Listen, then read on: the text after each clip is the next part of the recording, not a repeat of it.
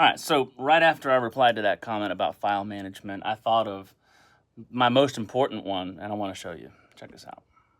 Sorry for the mess and all that mess. I need to give that ladder back to dude. Hey, look at that. Anyways, so I like the term buckets. CLA, Chris Lord Algae. He works out of what's called buckets. And I adopted that and implemented that into the Billy Decker template. If you don't know who Billy Decker is, go get the book. Get the book. It's called Template Mixing and Mastering by Billy Decker. I used to play guitar for Rodney Atkins, and that's when I found out about Billy, and I bought his book, and it immediately made me a better mix engineer, like as soon as I set it up. So you owe it to yourself to at least check it out. Read every word in the book, though. Don't skimp and don't skip to the end. Anyway, so talking about buckets. So here we go. So over yonder, so I have all my files. You know, this is massive. You know, it's a big session. There's not a whole lot going on, but everything's in buckets. And my buckets are color coordinated, so I know where everything is right off the bat. All my drums are usually red, but it's in a folder. So when I click this folder, boom, all the drums are consolidated, and I don't have to look at them anymore.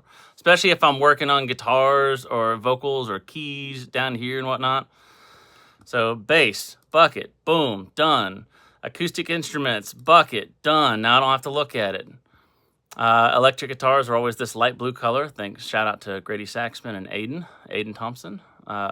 For that. But electric guitars, boom. Keys, boom. Everything's gone, boom. Holy smokes.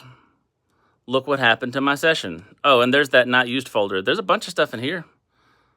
So I keep this around just in case I need to edit things. Like here's my added guitars that I needed to bounce.